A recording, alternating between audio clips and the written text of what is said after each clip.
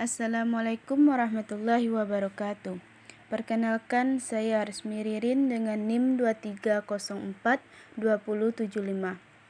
Di sini saya akan mempresentasikan tentang hasil resume dan PowerPoint saya dari pemikiran tentang pemerintahan.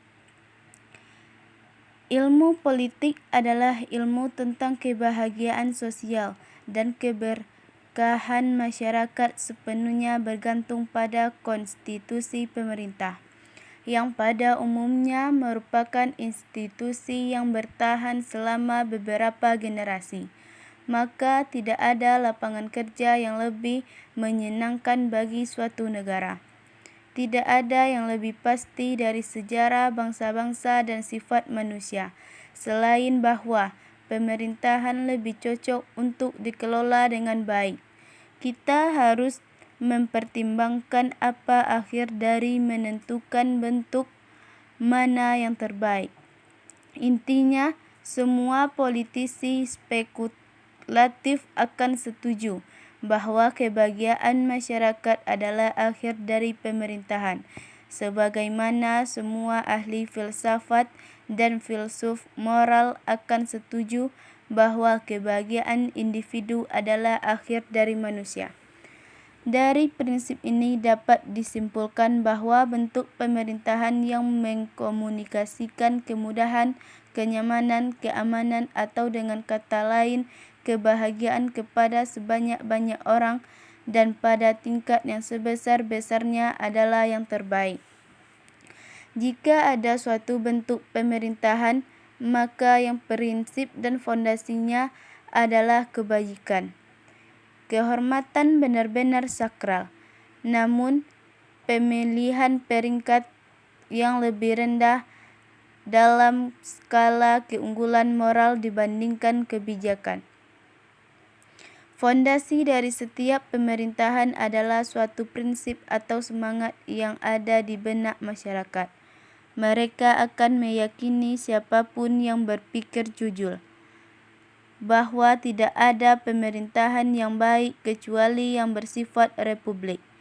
Karena definisi republik adalah kerajaan hukum, bukan kerajaan manusia. Bahwa karena republik merupakan pemerintahan yang terbaik, maka pengaturan kekuasaan masyarakat tertentu atau dengan kata lain untuk pemerintahan yang paling baik dirancang untuk menjamin pelaksanaan hukum yang tidak memihak dan tepat adalah republik yang terbaik.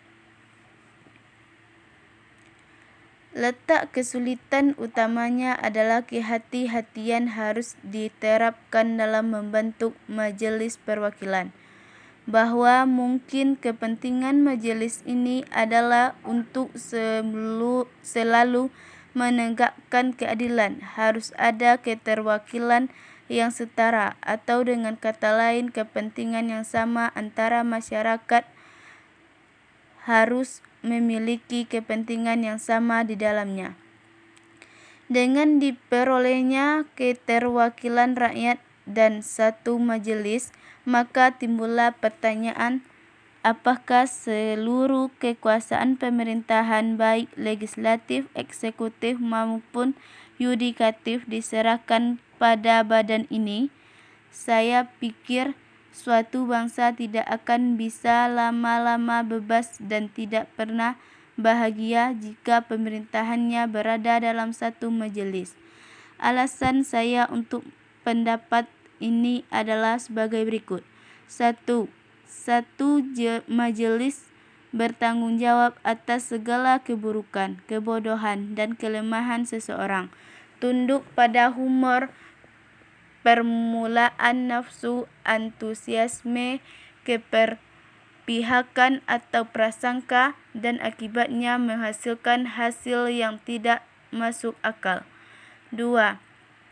Sebuah majelis cenderung bersifat tamak dan lambat laun tidak akan mau melepaskan diri dari beban-beban yang akan ditanggungnya tanpa penyelesaian para anggotanya. 3.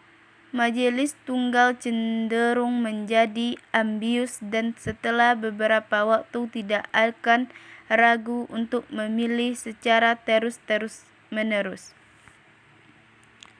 4.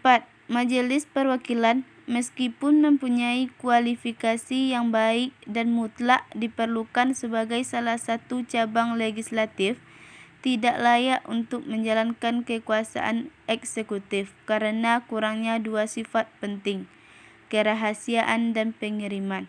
5. Majelis perwakilan masyarakat masih kurang memiliki syarat untuk menjalankan kekuasaan kehakiman karena jumlahnya terlalu banyak, terlalu lamban, dan kurang adil di bidang hukum.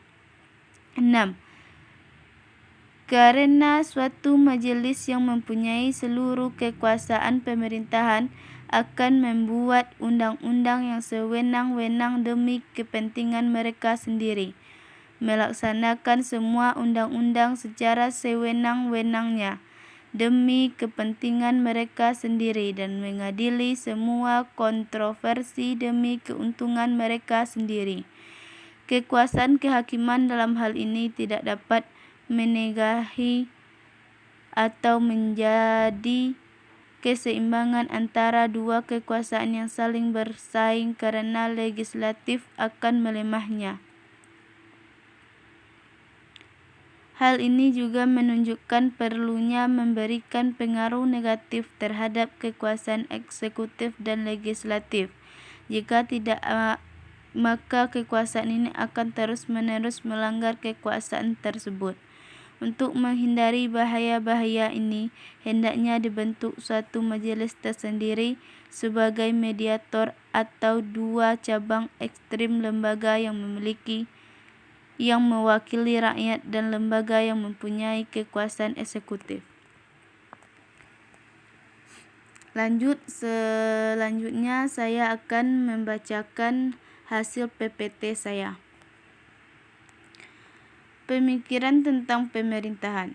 Ilmu politik adalah ilmu tentang kebahagiaan sosial dan keberkahan masyarakat sepenuhnya bergantung pada konstitusi.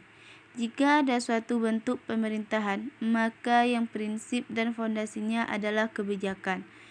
Kehormatan benar-benar sakral, namun memiliki peringkat yang lebih rendah dalam skala keunggulan moral dibandingkan kebajikan.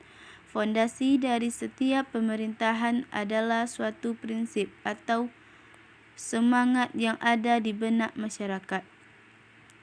Ada beberapa pendapat jika pemerintahan berada dalam satu majelis. 1. Satu majelis bertanggung jawab atas segala keburukan, kebodohan, dan kelemahan seseorang. 2. Sebuah majelis cenderung bersifat tamak. 3. Sebuah majelis tunggal cenderung menjadi ambius. 4. Majelis perwakilan masih kurang memenuhi syarat untuk menjalankan kekuasaan. 5. Majelis yang mempunyai seluruh kekuasaan pemerintah akan membuat undang-undang yang sewenang-wenang demi kepentingan sendiri. Sekian yang dapat saya sampaikan. Apabila ada salah kata, saya mohon maaf. Wassalamualaikum warahmatullahi wabarakatuh.